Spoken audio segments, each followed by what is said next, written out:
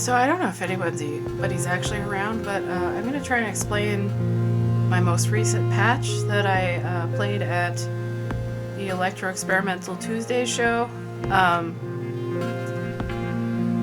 And hopefully I am legible and yeah, so what I'm going to do is try and go through the parts in the order that I brought them in, say what was going on, and I might patch it.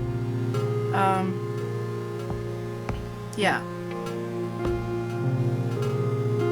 And if anyone shows up, you can ask me questions.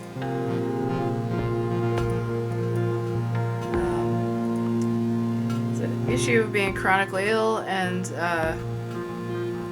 not being able to schedule things.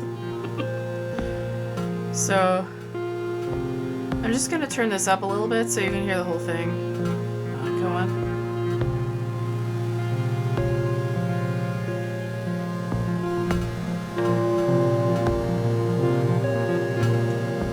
Oh, and then sometimes this happens.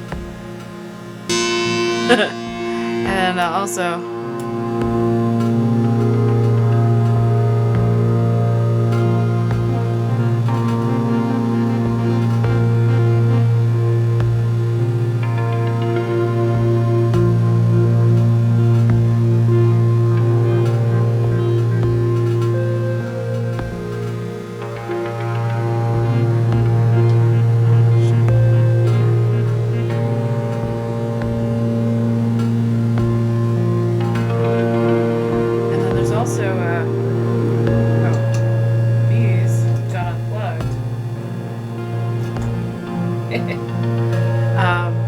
I also have the Grand Canyon here.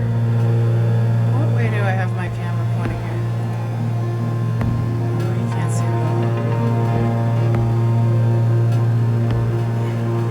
it. Grand Canyon, which is a stereo delay. And I have... Can you see it? The sunlight, it's pink. The sunlight, which is a reverb. It's a very nice reverb. I also have the JHS verb, which is a super basic reverb, but it has a splashback switch. So I like using that for drums.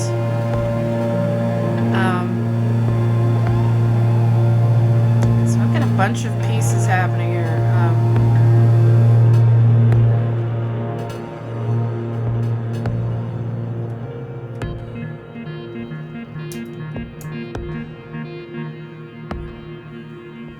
So this is the first part. These beepies are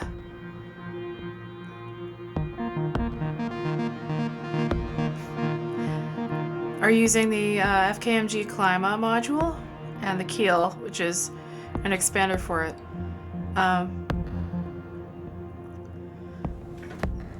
The Klima has a bunch of sensors inside it that measure temperature, barometric pressure, humidity, and altitude. And then it puts out gates based on that. Of course, anything like this, the person who made it has to decide what useful thing it now does with that. I don't think anything you could say the climate is making the music. Like, obviously I made stuff. And I think like it's a good idea to have some critical thinking with that stuff. It kind of bugs me. No, this is a parameter that was used in this tool that was made by this person, and it's very clever. And he should get some credit for it. So anyway. Oh my god, my cables are... So I have tides in... it has a harmonic like chord mode. And it's making a chord that's made out of 4 notes. So I've taken the first 3 notes and here, maybe I can.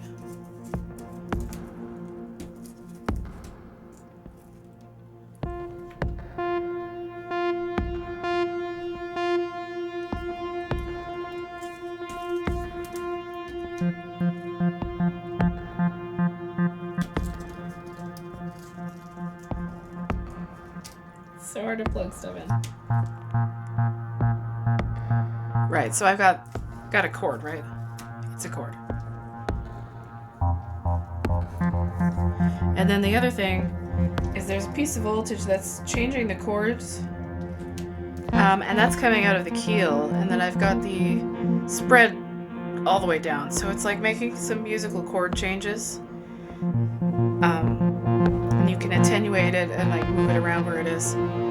So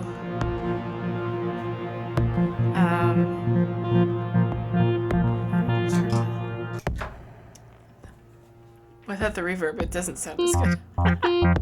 But this is what it is.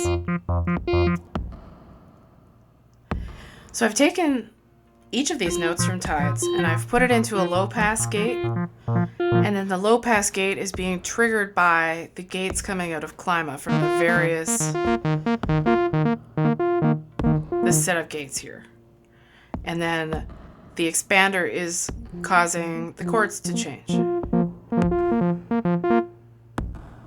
which I think is pretty cool. Oh, my drums are still going. Ignore that. So then with the reverb and everything, you get this kind of urgent breaking news.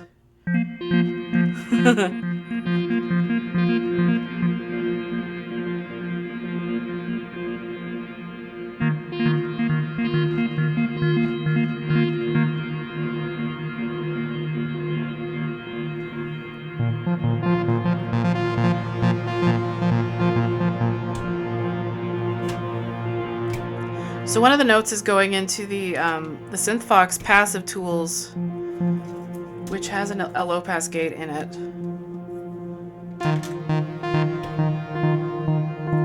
Oh, and then what I've done is I took all three of the LPG outputs and I put them in a unity mixer so that they're all the same channel. So that's one of them. And then the other low pass gate is the 256K Labs dual low pass gate. It's passive also. I might eventually get like a non-passive low pass gate. What I would really like is control over the resonance. I don't have anything that has, or any low pass gate that has resonance control yet, but that would be cool. All right, it is not doing that anymore. Oh, and then I have the voltage that was also changing the chords is also going into the wave shape. So I'm going to leave that part patched up because I have one more note coming out of here. Yeah. Well, let's just undo that. And then I have this. That's the low pass gate. And maybe we'll be able to see more and more as I depatch this. So that was my beeping. Oh, my master clock is the DFAM, which for a big part of the patches is turned all the way down. But I often use this as my master clock because it just gives me really easy access to tempo control. I've patched the trigger out into the rotating clock divider. So, and that's set to gate mode. So the fast beeping is whenever the clock is on. So I'll do the next part, which is also from this. Because if you remember, we had 4 notes. It does sound nice with the...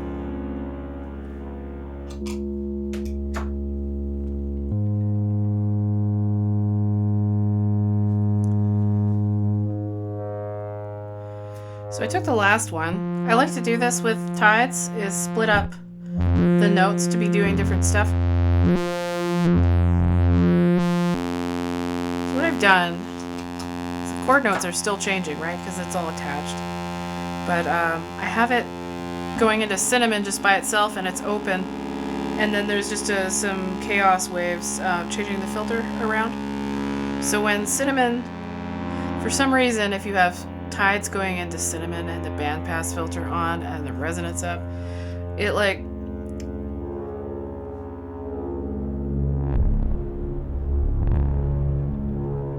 a lot of harmonics it kind of goes through. And I really like it. I find it quite nice.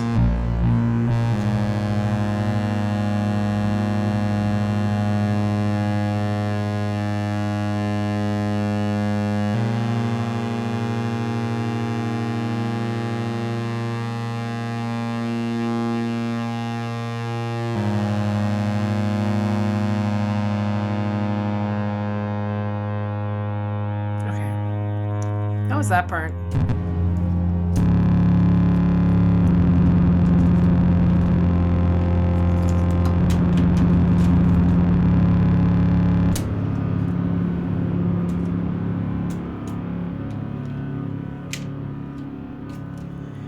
I started running out of cables when I was patching this for the show, and I had to start borrowing cables from my partner.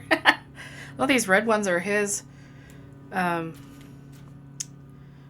Yeah, so that part's unplugged. The next part, which was the other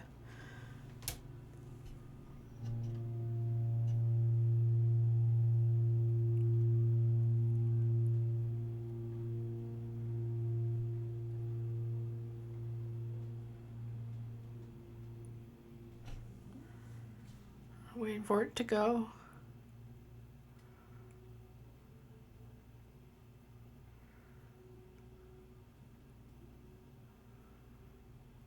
It should go. Doing it live.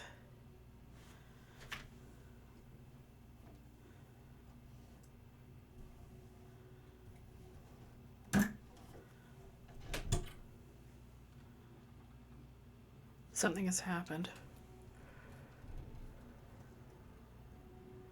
I unplugged something. Okay, I'll plug this back in. I think it was this one. No, it wasn't.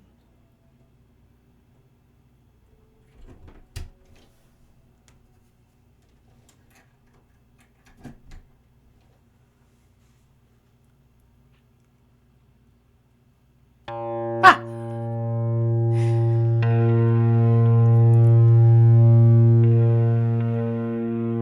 So I had 3 chord notes. I had one thing going into the ring strum, and I had one thing going to a sample and hold. I accidentally undid all of them. So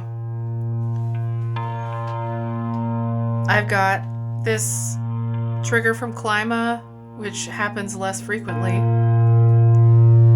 that's triggering rings. And then I've also mixed in a channel from Steppy,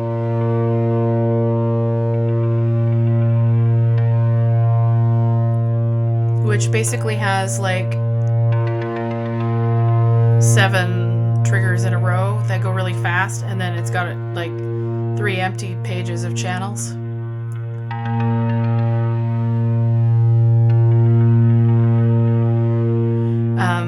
And what I've done is I mix them together with a Unity mixer, and then the fast one is connected to a mute switch so I can turn it off.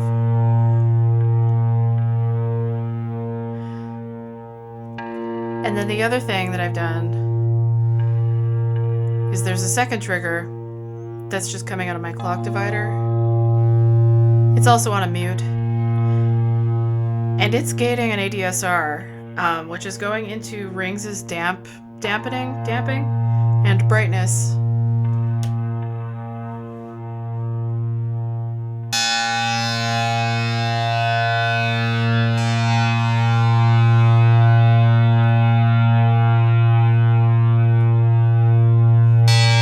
So the idea is every so often, while it's going slowly,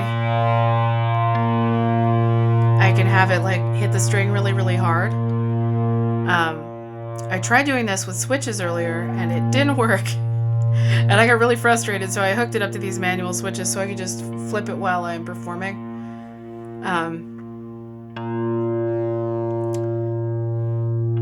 And then if I really want to, I can turn both switches on.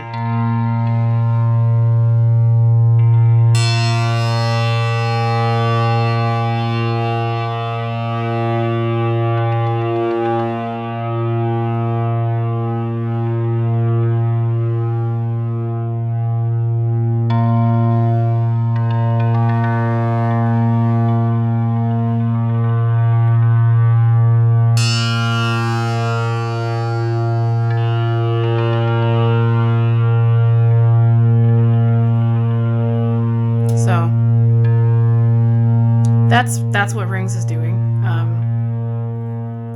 When I was playing live, I had a piece of Scotch tape over top of the pitch knob, the frequency knob on Rings, before I packed up my cases, and somehow between sound check and when it was my turn, the tape got half ripped off and I could see it was torn, and it turned out that it was out of tune. So I had to very, very slowly bring it back into pitch while I was performing, which was very nerve-wracking. So that's the second thing.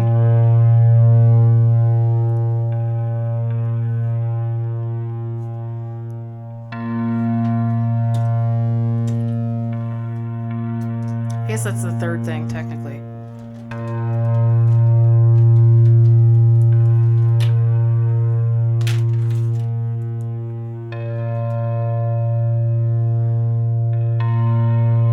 Boy, I really hope people can hear me because no one has spoken in chat and they keep leaving. So that's great. I know I have some people who watch that don't want to sign into Twitch, which is totally fine. But it means that I can't see what they have to say or answer their questions. So that's too bad. Let's go. Oh, and there was an LFO. Oh. Also, there was a... Okay, third thing.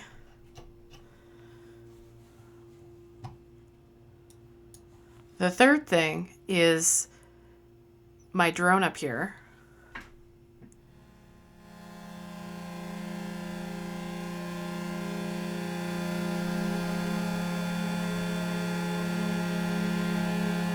Okay, cool. I unmuted it and I can hear myself. It's fine. So this is Castor and Pollux, and this is the module I keep threatening to downgrade the firmware on because the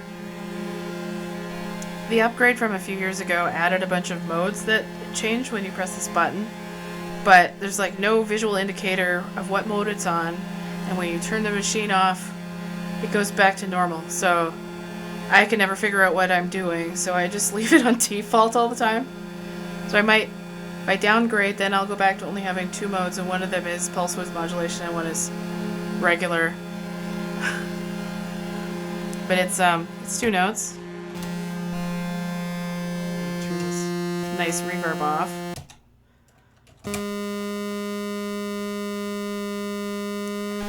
And then a thing that Castor and Pollux has is pitch chorusing, so you can set the second oscillator to slowly go up and down. It has like a built-in LFO. And then that was the third thing from Klima, was just triggering the sample and hold with white noise in it, pink noise, just to run the pulse width modulation on here. So nothing wild, but I didn't sequence this oscillator or have it on any other mode than just its default mode. Yeah, so that's the second part. I'm gonna call them all the second part. And then I had a sine wave from the NLC dual LFO VCO going into the other pulse width modulation.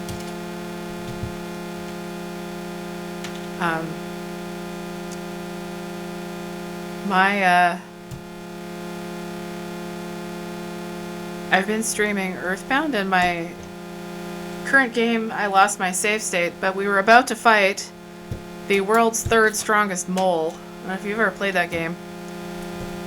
You fight 5 moles, and they all say they're the third strongest mole. And it's just like a really good gag. Okay, and then I had, what I did have, here, I'll turn this back on. This was going to the SEM filter, and it's kind of doing a high-pass filter so that you get like a resonance bump, which is the thing when you use a high-pass filter with a low sound. And then there's just, you know. Oh, and then I'm faking stereo by sending the band pass out into the right side and the low pass out into the... Yeah, we get it.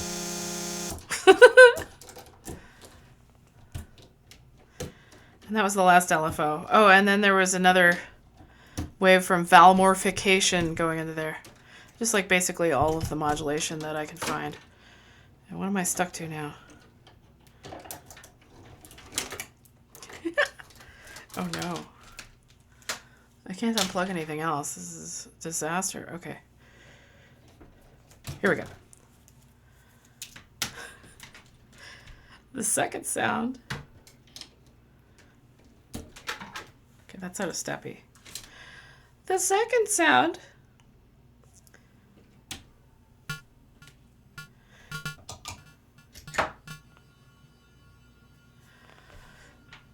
So I've pulled out most of that now, but this show that I played, oh, I think that was going in there. This show that I played had 3 of us play, and then at the end we were all supposed to jam together, and we didn't know each other.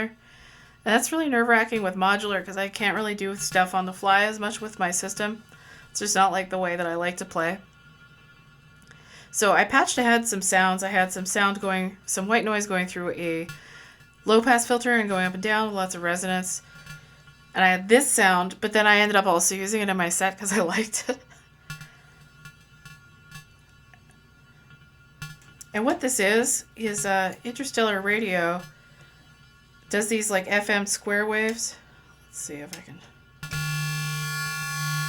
Which is pretty nasty by itself. But if you stick a really quick envelope on it, you can get these like really cool metallic sounds. And that's going through the OAM time machine, which is like a 8-tap delay, so it kind of sounds like it's plinkoing down.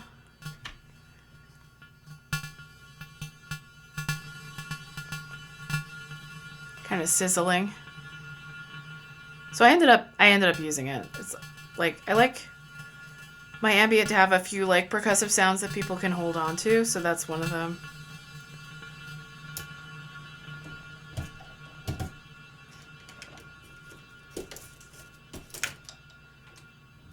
And then I had sent that through a mute switch so that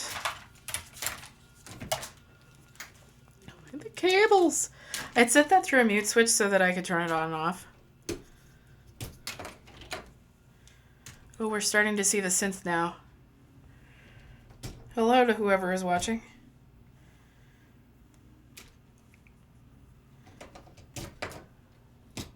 Okay. The second sound.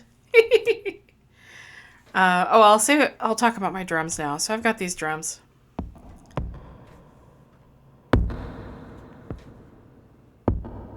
Oh, the third person who was watching went away again. Fine. I need to hide that number somehow.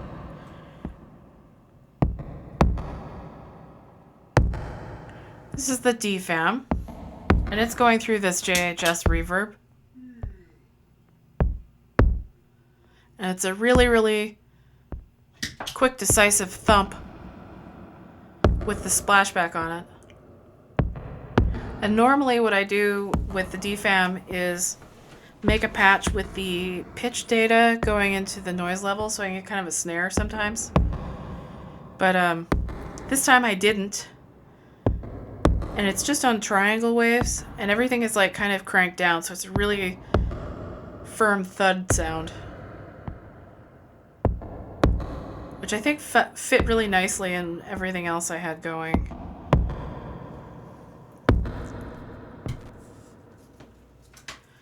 I'm not undoing that because it's clocking everything, so...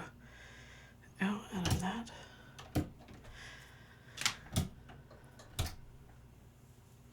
Okay. Now we're definitely on the down here sounds. Down here sounds. That sounds bad.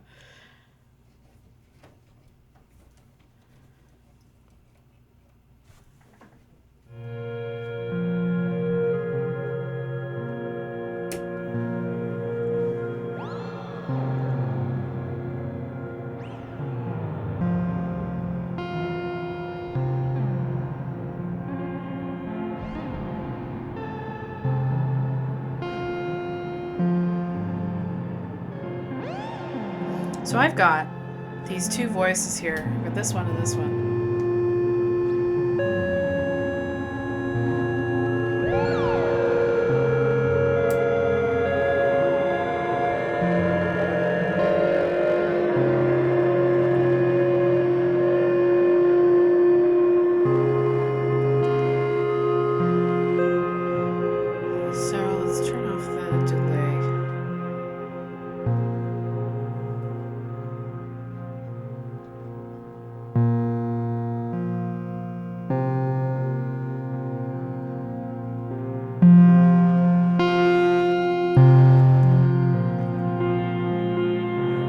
So I've got two identical Pittsburgh primary oscillators, which I really like. So I've got them going together. And, oh, that doesn't need to go in there anymore. We're almost depatched here. Oh, that's not doing anything either.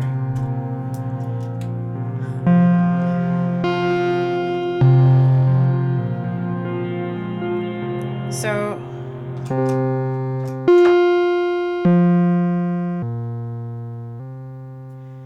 these oscillators have several different outputs, and one of them is a wave folder.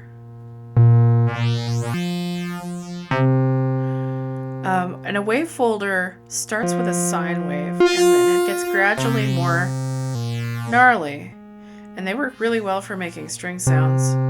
What you do is you send the same envelope that's shaping the note, and you also put it through the wave folder so it goes up and down as you... So, I've got two of these. And if I play with the attenuators on these channels, I can make them sound kind of more aliased. And then if I turn it all the way down, then it's just a sine. And I've got two of them. And this one I really like keeping a sine wave because it's just so nice. Like it almost sounds like... Well, now it doesn't because of... When there's no filter or anything on it, it almost sounds like that kind of reassuring boop you get on like an airplane. And I'm using Stilson Hammer to sequence those two things. And then they go into the mimeophone, which is a delay. And I'm sequencing the kind of coarse delay time.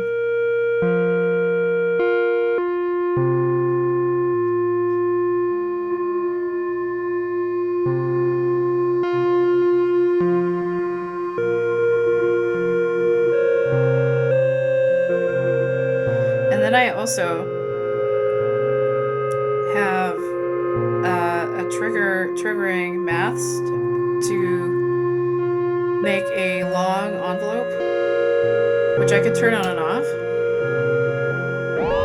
And that goes into the short delay time to cause those like warbly sounds. So I don't have to have that doing that all the time.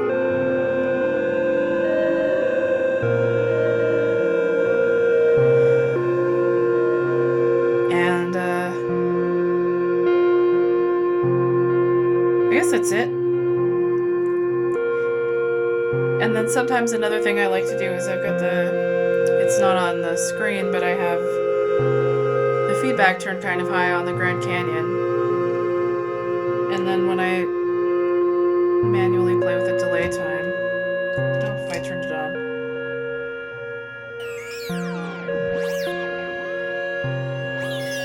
Then I can get these kind of cool tape effects I can add whenever I want. I do that a lot.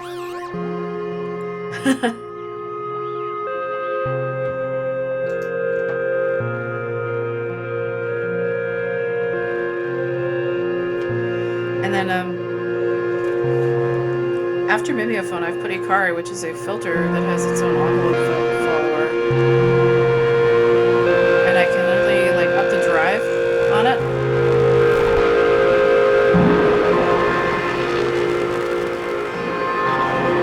The other cool thing about that is if I have the delay time up really high and it starts to self-oscillate,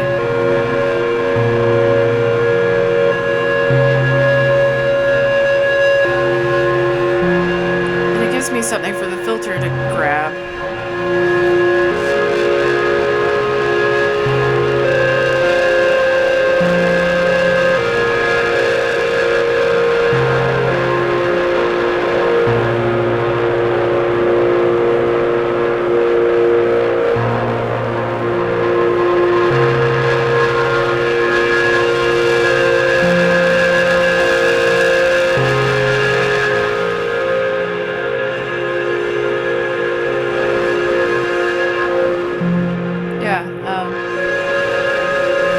Also sent a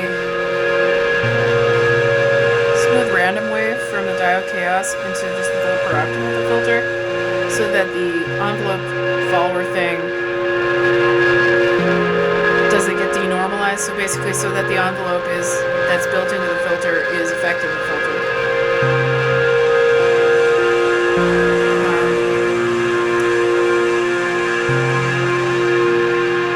And generally, I pretty much always have more stuff from Diode Chaos going into every modulation area, if I forgot to mention it.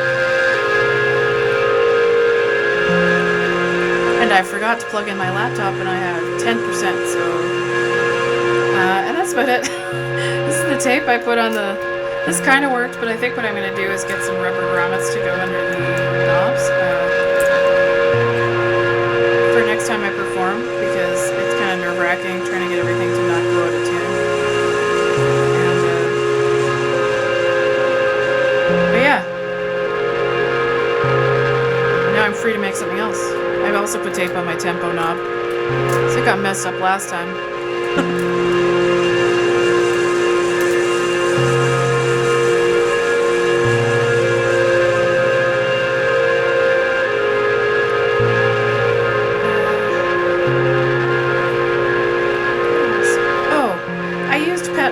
To trigger both the periodic kind of metallic sound that I have unplugged now, and also to trigger the second note here, this one.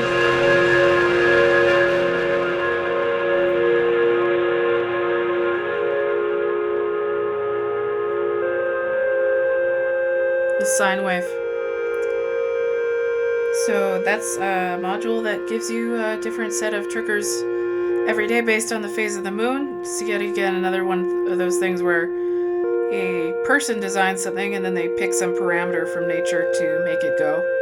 I think it's pretty cool. So just one of the notes is being triggered by it anyway. And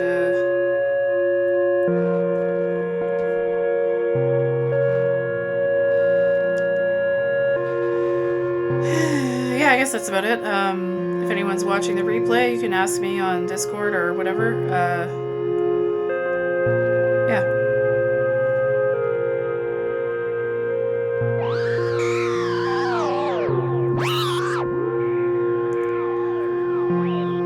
And also, I hope more people do the Explanuary prompt, because it's fun, although we didn't actually announce it till like halfway through the month, so who knows. But I think it's cool, and I think it's cool to practice talking about what you're doing.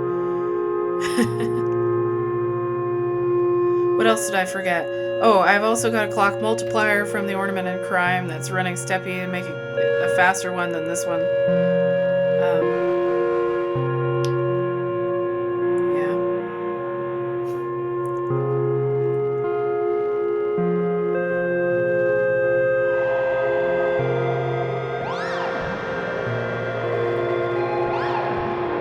Oh, and Mimeophone skew is on, which sounds different than the regular delay.